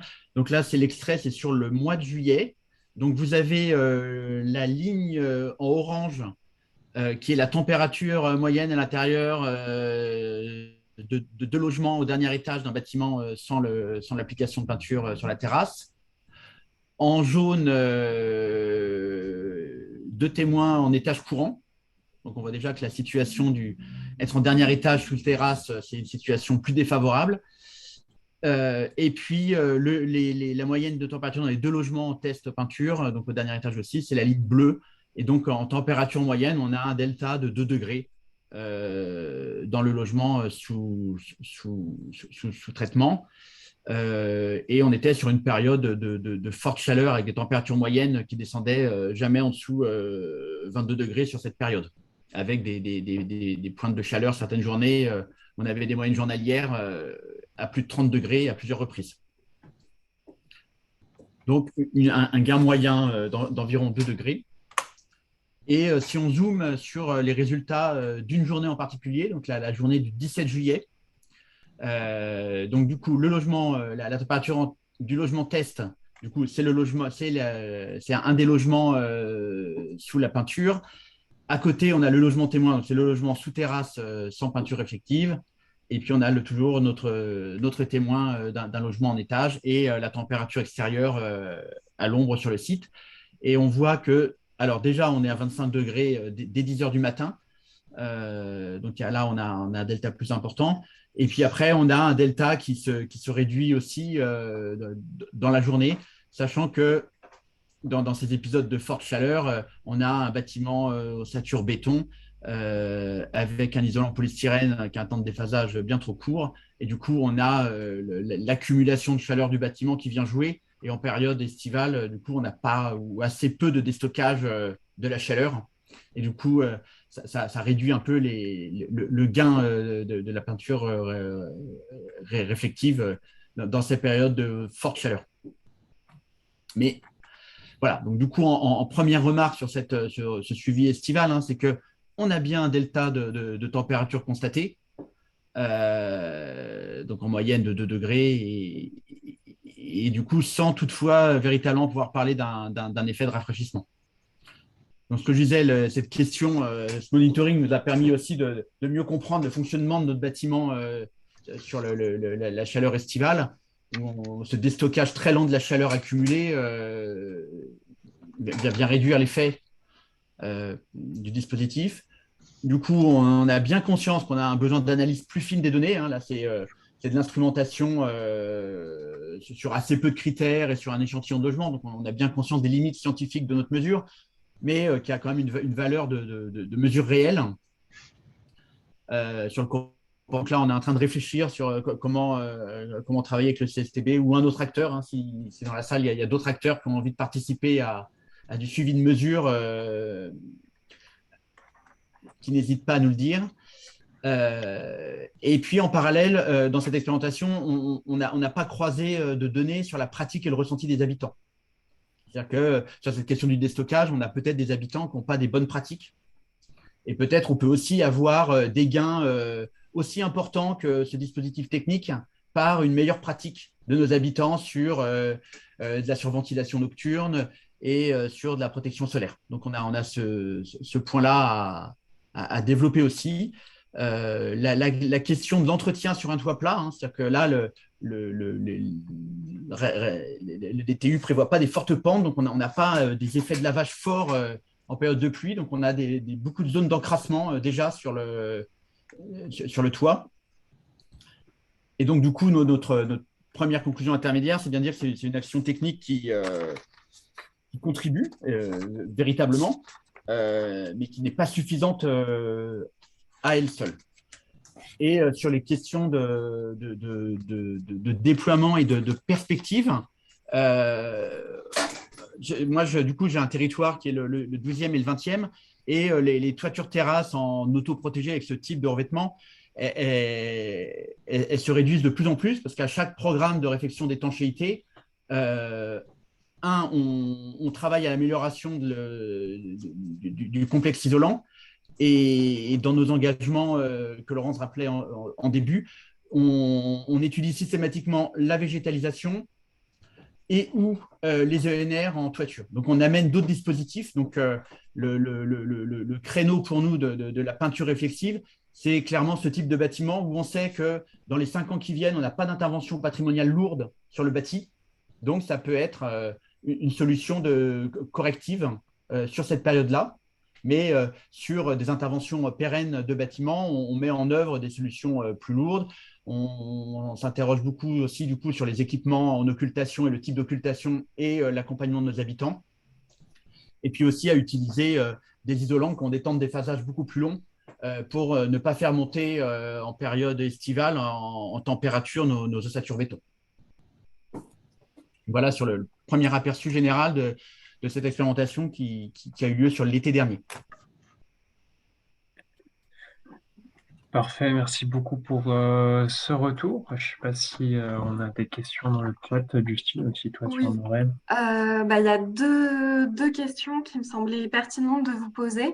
La première, c'est quel avenir en fait vous imaginez pour ce type de solution sur justement le résidentiel, comme vous avez notamment un parc locatif énorme, voilà, donc vous y avez partiellement répondu, mais je vous laisserai compléter. Et la deuxième question, c'est le potentiel en nombre de bâtiments qui pourraient être adaptés grâce à cette solution, peut-être sur votre parc. Vous le disiez aussi qu'il n'y en avait pas tant que ça, mais peut-être voilà, préciser en fait ces deux questions. Alors, sur la question du résidentiel d'une façon générale, du coup, on est très confronté aux questions patrimoniales, hein, comme ça a été évoqué par les précédents intervenants. Donc, vraiment, sur nos immeubles en zinc, tuiles, etc., on travaille vraiment sur la qualité des isolants qu'on met en comble et en sous-face des couvertures quand on intervient. C'est-à-dire que, et avec des matériaux plutôt biosourcés et avec des temps de déphasage très longs pour ne pas faire monter en température le bâtiment et pas avoir ces questions de déstockage de chaleur à gérer. Et sachant que sur Paris, effectivement, que l'immeuble il soit haussmannien, faubourien ou tout autre, l'acceptation des changements sur le bâtiment est un vrai sujet. On a ce sujet-là d'une façon générale sur le parc, avec aussi la difficulté à mettre en place des isolations thermiques par l'extérieur en façade. Donc la question patrimoniale est déterminante. Donc on travaille plutôt sur des solutions alternatives qui sont sur la qualité des isolants en intérieur. Et donc, pour ce type de toiture terrasse, c'est du résiduel de programmation, parce que ça fait plusieurs années qu'on est engagé à végétaliser ou NR systématique sur les toitures terrasses. Donc, le parc restant, c'est les dernières terrasses qui ont été refaites il y a une quinzaine d'années et dont on n'a pas encore programmé le remplacement. Sachant que déjà, avant de s'engager dans le végétalisé et le NR en systématique, on avait déjà tendance à mettre des couches de protection gravillonnées sur nos toitures terrasses qui limitaient les chocs mécaniques sur l'ardoisé et qui avaient déjà un rôle d'albédo avec le gravillon qui était plus clair. Ok, merci beaucoup. Parfait. On va pouvoir passer à la partie suivante avec Marie Rouault, qui est donc chef de projet Paris Frais à la direction de la transition écologique de la ville de Paris, la DTEC. Bonjour, merci beaucoup. Alors, je partage mon écran. J'espère que ça va arriver. J'ai des petits soucis de caméra également, je m'en excuse. Hop. Alors, est-ce que vous voyez mon écran? Pas en plein écran. C'est parfait. Super. Donc effectivement, Marie Rouault, chargée de mission adaptation au changement climatique à la DTEC. Aujourd'hui, je voulais vous parler donc tout d'abord de 2 retours d'expérience de Cool Roof menés par la ville de Paris en 2017 et puis des perspectives de la ville sur le déploiement de cette solution. Donc, 2 bâtiments, équipements publics de la ville ont été réalisés avec une technique de Cool Roof, donc avec Cool Roof France. Tout d'abord, l'école Louis Blanc, dans le 10e arrondissement, donc sur une surface de 100 mètres carrés. Donc, c'était un des premiers bâtiments testés par la ville. Donc, il y avait une surchauffe constatée en été dans les salles de classe du dernier étage. Et afin d'avoir un témoin de l'effet de la peinture Cool Roof, il y a eu seulement une des 2 salles de classe qui a été peinte pour qu'on puisse mesurer finalement l'écart de différence entre les 2 salles. Et donc à l'été 2018, on a pu faire cette mesure. Donc il y avait des capteurs de température extérieur et intérieur, avec donc un retour assez positif puisqu'on a eu une différence de température mesurée entre les 2 salles de classe en moyenne de 2,5 degrés, avec une réduction maximum atteinte de 4,8 degrés. Sur le graphique, là, on voit le pourcentage d'heures où la température ressentie dépasse 28 degrés, donc sur une période de juillet à septembre. Et on voit que ce nombre d'heures est beaucoup moins important dans la salle de classe où on a mis du Cool Roof. Donc, c'était une première expérience qui était assez concluante. Il y a une 2e expérience qui a été menée sur un gymnase dans le 11e arrondissement, avec une toiture en zinc et qui avait des problématiques de confort d'été assez importantes. Et donc l'application de cette toiture, donc là aussi on a eu des prises de température extérieure et intérieure, donc sur la surface de la toiture et à l'intérieur.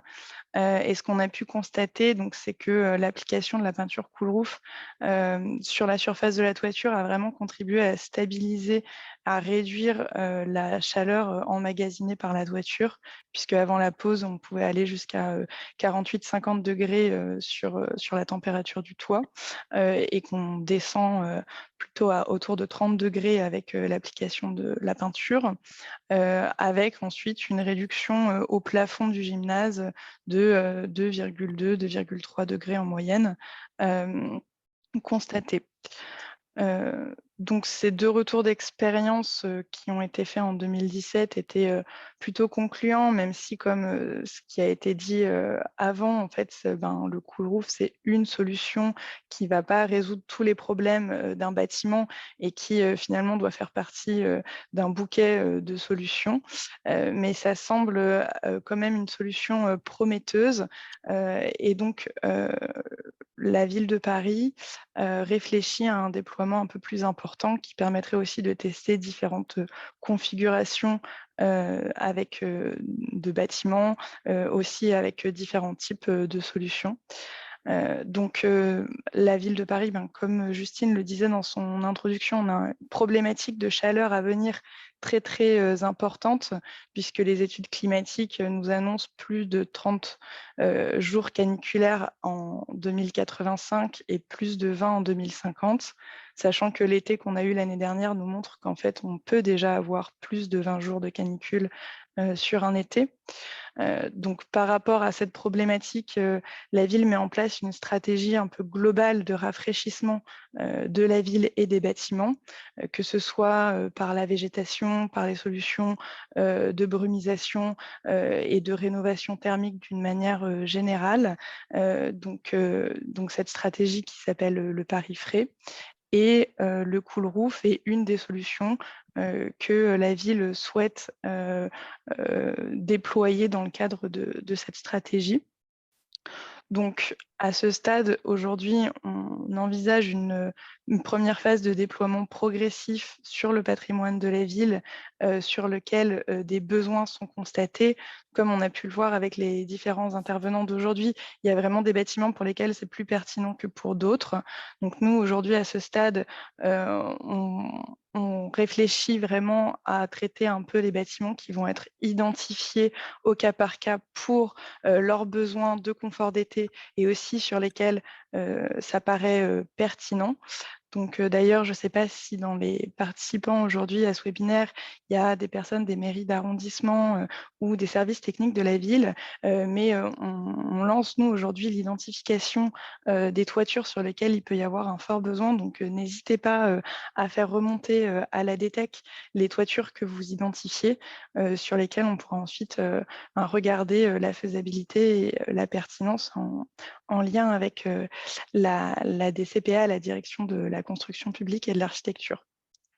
Un dernier point que la ville souhaite expérimenter, qui n'a pas encore été le cas, en tout cas sur notre patrimoine, c'est expérimenter le couplage peinture donc réfléchissante et panneaux photovoltaïques. Parce que effectivement, de la même manière que Paris Habitat, on a différents arbitrages sur les toitures et notamment les toitures terrasses, donc sur lesquelles on souhaite aussi faire de la végétalisation ou développer les énergies renouvelables. Mais certaines études montrent qu'il peut être intéressant finalement de mettre des panneaux photovoltaïques sur des solutions cool roof, car ça peut, dans certains cas, augmenter le rendement des panneaux. Et donc, c'est quelque chose que la ville souhaite tester également à court moyen terme. Parfait, merci de ce retour sur les équipements publics. Justine, je crois qu'on a peut-être quelques questions sur cette présentation. Pas tellement à ce stade. Je pense qu'on peut passer peut-être aux échanges globaux. Et Marie, tu auras sûrement des réponses. Enfin, si, pardon, il y avait une question sur le contact précis pour faire remonter en fait le potentiel éventuellement les bâtiments potentiels.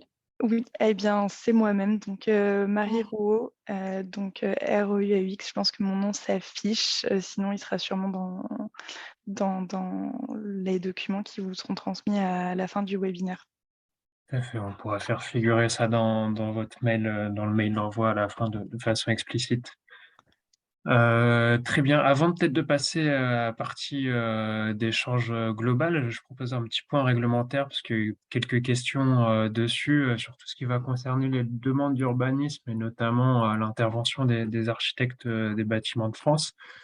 Alors sur la partie sur le PLU parisien notamment, il n'y a rien qui prescrit de mettre en blanc les toitures parisiennes. Par contre, comme pour tout changement d'aspect, il y a une demande à effectuer. Je sais qu'on a en présence Mathieu Bartolus de la direction de l'urbanisme de la ville de Paris. Je ne sais pas si vous souhaitez en faire une légère description, peut-être un petit point réglementaire sur la chose. Bonjour à tous. Effectivement, en fait, la pose de peinture sur les toits est une modification de l'aspect extérieur. Donc, à ce titre, il y a une obligation de déposer une déclaration préalable. Par contre, jusqu'à présent, on n'a pas eu beaucoup, voire même très peu, de demandes de ce type. Donc, on n'a pas énormément de retours d'expérience. Donc, quelques éléments théoriques quand même pour guider les éventuels pétitionnaires. Ce qu'il y a aujourd'hui dans le PLU qui pourrait encadrer ce type de travaux, c'est qu'il ne faut pas faire des interventions qui sont de nature à porter atteinte au caractère ou à l'intérêt des lieux avoisinants. Donc, ça porte à la fois sur la typologie du bâti elle-même, mais aussi sur l'environnement. Donc, en fait, l'instruction, elle se fera au cas par cas, en fonction de la typologie du bâtiment et de son environnement. Les points auxquels il faut être attentif, c'est évidemment la conservation d'un certain nombre de matériaux, typiquement effectivement les toitures en zinc, éventuellement de leur teinte. Donc, il y a une vraie question sur certains bâtiments sur le fait de les repeindre, mais encore une fois, ça dépendra du bâtiment et de son environnement, de façon à ce que l'intérêt des lieux avoisinants, qu'il ne soit pas porté atteinte à l'intérêt des lieux avoisinants.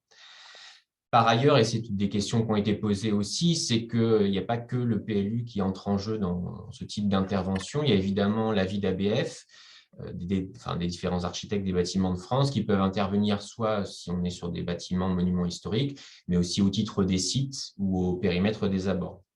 Donc ça, c'est des éléments effectivement importants, et je crois que la ville travaille avec les ABF de façon globale sur les mesures d'adaptation de la ville, mais sur ce sujet-là en particulier. Voilà.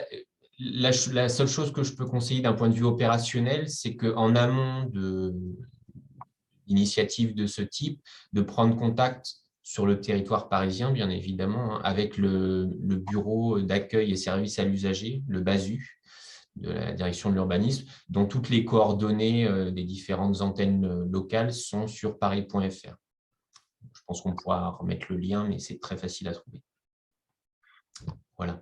Très bien, parfait. Et j'imagine que donc, le nouveau PLU est en travail actuellement. Est-ce qu'il y aura un point particulier sur celui-ci et ce type d'adaptation des bâtiments, ou c'est trop tôt pour en parler, Monsieur Bartolus? C'est un petit peu tôt pour en parler. La seule chose que je peux vous dire, c'est que c'est un sujet qui a été largement abordé dans les différentes réunions de concertation. Le confort notamment dans les combles, mais de façon générale, alors avec plein de sujets, la question de la climatisation, tout un tas de sujets, et aussi la peinture des toitures. Donc, c'est des éléments qui ont été intégrés dans la nouvelle version du PLU, donc, qui sera présentée au Conseil de Paris très prochainement. Et clairement, la technique de revêtement, de peinture type cool roof sur toiture fait partie probablement des orientations que vous retrouverez dans le futur document. Je ne peux pas être plus affirmatif dans la mesure où pour l'instant rien n'est voté, mais voilà, c'est vraiment des points qui ont été pris en compte. Par ailleurs, moi aussi, du coup, je me permets une petite question parce que une réaction par rapport aux questions qui ont été posées dans les échanges. C'est sur le prix de fourniture et pose de telle peinture. J'ai vu que c'était entre 20 et 30 € du mètre carré.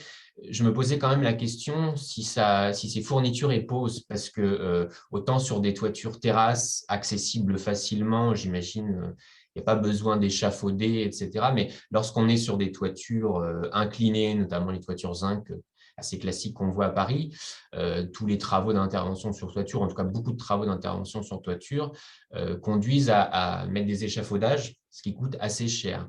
Donc, je pense que ce serait intéressant aussi d'avoir des informations sur le coût tout compris avec échafaudage de telles interventions.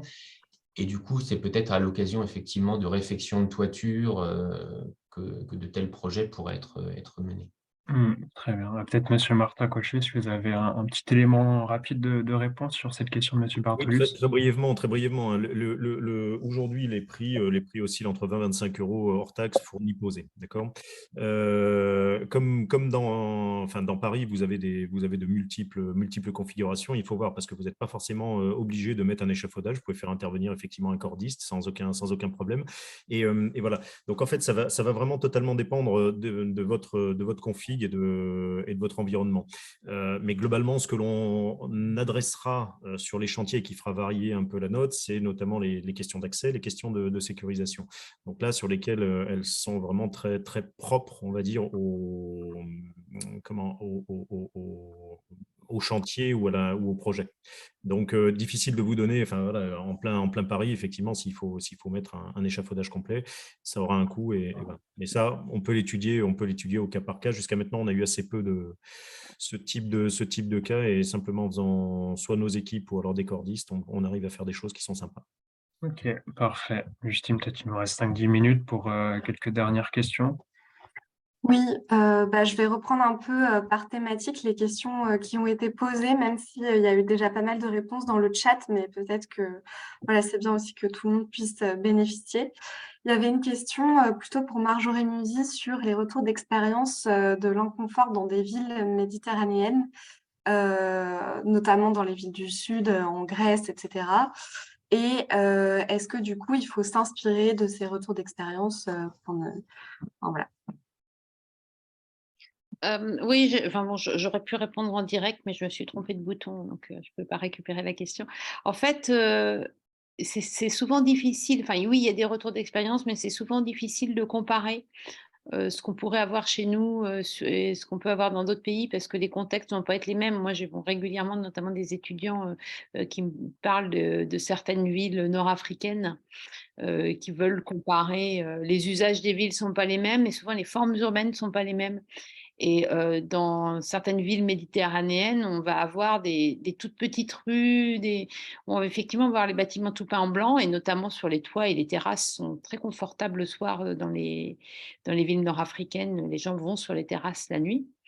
Mais dans les rues, par exemple, ou dans l'espace public, alors on n'a pas toujours le sol qui est clair, sauf quand on a des pavés clairs.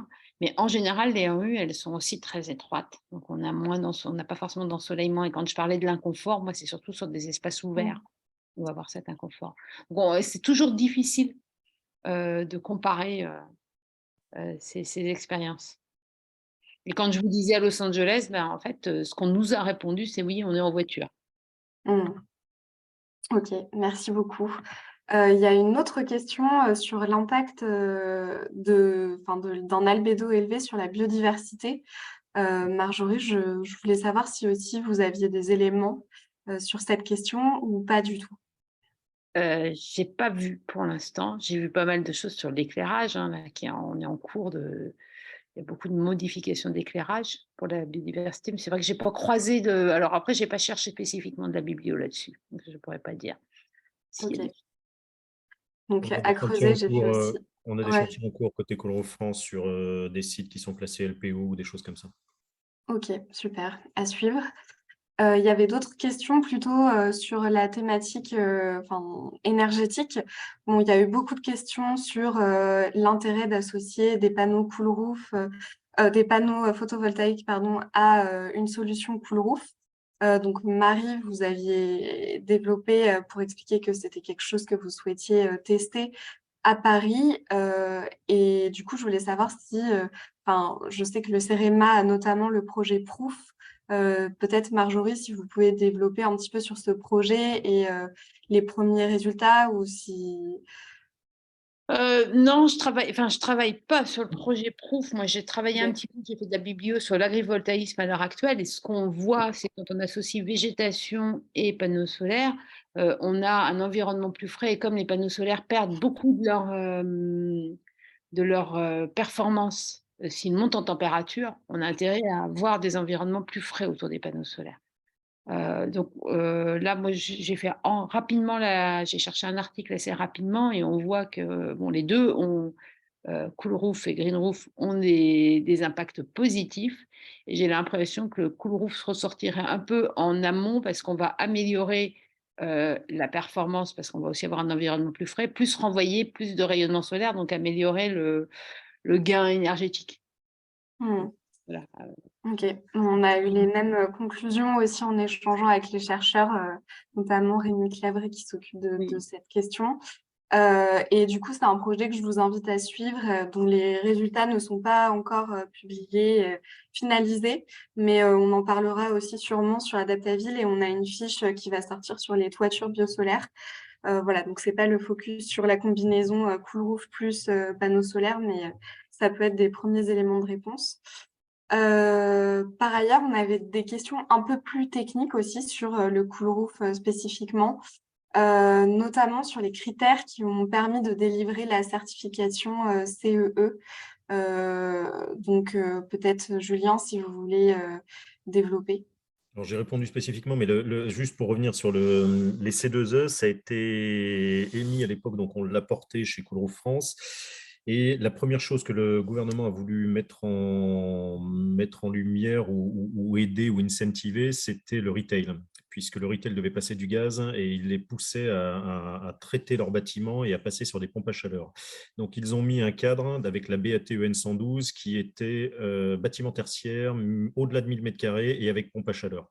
On a travaillé et on est en travail aujourd'hui pour essayer d'élargir ces critères et remettre d'autres critères effectivement techniques pour encore une fois éviter, il n'y a rien qui ressemble plus à une peinture blanche qu'une peinture blanche, donc éviter qu'on arrive aux extrêmes du marché américain qui a un peu aussi à certains moments fait n'importe quoi sans cadrer ce qu'on disait tout à l'heure, les routes de Los Angeles et compagnie, voilà, sans forcément bien cadrer les projets qui ont été montés. Ok, merci beaucoup. Et j'avais d'autres questions, notamment sur les façades. Vous disiez que vous aviez un produit pour les façades. Déjà, il y avait une question sur le prix de ces produits-là. Est-ce que c'est plus cher, moins cher qu'une solution Cool Roof? Et aussi sur quel type de façade c'était possible d'appliquer ces produits-là. On est à peu près sur les mêmes tendances de prix. Comme le disait le dernier interlocuteur tout à l'heure, M. Bartolus, ce que l'on va regarder, c'est dans les impacts prix, ça va être voilà, la mise en place d'un échafaudage ou des choses de ce type. Mais globalement, prix, produit, fourniture, pose, on est sur les mêmes tendances. Tout type de façade, globalement, on a déjà fait pas mal de tests, donc et pas mal de bâtiments qui sont réalisés. On en a qui sont en cours là, de peinture, donc voilà. Il faut regarder les projets après plus spécifiquement et voilà, mais pas vraiment de contraintes techniques jusque-là. Ok, très bien. Et une dernière question sur les zones de stagnation d'eau. C'est revenu plusieurs fois. Comment on fait pour quand une toiture est plate et qu'il y a des zones de stagnation d'eau qui sont constatées pour gérer ce phénomène? Et est-ce que ça a des impacts aussi sur la pérennité de la solution? On pense à tort que la peinture de cool roofing ne se met que sur des toitures plates. Et c'est à tort, justement, c'est une idée reçue. Parce que justement, une peinture, quand elle est vraiment immergée complètement, systématiquement, ça n'est pas forcément bon. Alors, il y a des acryliques en phase aqueuse, des choses comme ça. Et les peintures ne sont pas forcément faites pour tenir dans le temps. Donc, il faut regarder encore une fois l'état de la toiture. Pour ma part, sur une toiture plate, pure et dure, j'hésite effectivement s'il n'y a aucune inclinaison. J'hésite à mettre un produit où je regarde effectivement comment le système d'évacuation des eaux pluviales ou autre est fait. Il faut vraiment regarder l'état du bâtiment et et la configuration de son bâtiment. Donc voilà, on nous demande s'il faut mettre de la peinture quand il y a du gravier. Monsieur Cartier tout à l'heure en parlait. On nous demande des choses comme ça. Non, enfin voilà, il y a des évidences aujourd'hui et on revient vraiment à du pragmatique. Aujourd'hui, j'ai pas besoin d'aller mettre de la peinture blanche de partout et voilà, il y a des conditions dans lesquelles ça se fait où c'est pertinent et d'autres où ça ne l'est pas. Ok, très bien. Merci beaucoup. Je vais passer maintenant à des questions plutôt pour Paris Habitat. C'était notamment des questions sur le retour d'expérience des usagers. Est-ce que vous avez eu des retours d'usagers en fait, qui ont été, par exemple, gênés par la toiture terrasse parce que vous avez montré 2 bâtiments? Donc voilà, on a une question sur quel retour concernant la vue de ces terrasses par les usagers. Non, on n'a pas eu de retour. On a eu quelques questions auxquelles notre gardien a répondu et on a raconté. Et après, on n'a pas surcommuniqué non plus. Donc, mais il n'y a pas eu de réaction négative ni d'effet négatif. Ok. Il y a eu de la curiosité, il y a un peu de pédagogie de notre part, mais rien de plus. Ok. Après, c'est un îlot très ouvert aussi. Donc, Ça marche, c'est noté. Et puis, on a aussi une autre question. Là, je pense que c'est peut-être la ville de Paris, si vous voulez y répondre. Est-ce que vous avez des exemples de PLU qui ont déjà intégré des prescriptions de toiture façade blanche? Ou même Julien, Marjorie, est-ce que quelqu'un, du coup, a un exemple en tête sur cette question-là? peux peut-être essayer de répondre. Dans les travaux sur la révision du PLU, le PLU bioclimatique, on a benchmarké effectivement quelques autres documents d'urbanisme, mais de mémoire, je ne crois pas qu'on ait vu des prescriptions pour faire des façades ou des toitures blanches. Il y a des orientations permettant, mais des prescriptions rendant obligatoire ce genre de choses, j'en ai pas vu, moi, de mémoire. Après, on n'a pas regardé les PLU de toute la France, mais... Ça marche, très bien. Merci beaucoup pour cette réponse. Du coup, je pense qu'on a fait le tour et il y a eu beaucoup de réponses aussi sur le chat, donc je vous invite aussi à aller voir. Enfin, je pense que vous avez vu tout défiler, mais voilà. Moi, je pense qu'en plus, on est à midi, donc on peut conclure. Oui, tout à fait. On est bien dans les temps, c'est parfait. Merci à tout le monde d'avoir suivi ce webinaire. Vous avez été nombreux. Merci à tous les intervenants d'avoir participé. C'est pas forcément facile d'organiser un webinaire avec 5 organismes participants, mais je pense que ça a été très riche d'informations. Ce webinaire sera donc disponible sur YouTube dans les prochaines semaines et puis on enverra un lien, un mail à tous les inscrits avec les supports de présentation et puis les diverses informations spécifiques qui ont été données sur ce webinaire. Prochain rendez-vous, notamment Solutions Pro, ça sera le 24 mai sur comment est-ce qu'on peut incorporer un projet de végétalisation dans son projet de rénovation énergétique. Je ne sais pas si tu as des prochaines échéances du côté d'Adaptaville. Oui, côté Adaptaville, du coup, on a un webinaire qui sera organisé à destination des collectivités le 31 mai, qui reparlera un peu de l'évolution des collectivités de la métropole du Grand Paris, pardon, qui reparlera un peu de l'évolution du climat sur le territoire. Donc, il y aura une intervention de Météo France.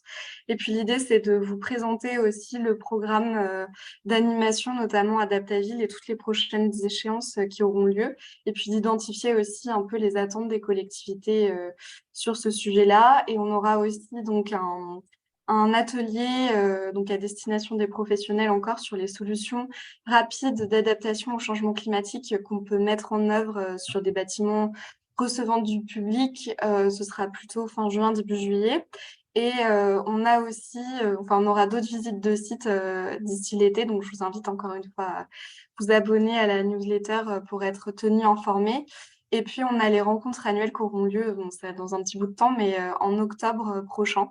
Donc voilà, n'hésitez pas à venir et on est toujours ravis de pouvoir vous rencontrer surtout en vrai. Voilà. Très Merci bien, donc on beaucoup. mettra tout ça dans le mail également. Très bonne journée à tous et à bientôt. Au revoir. Merci. Au revoir. Merci, au revoir.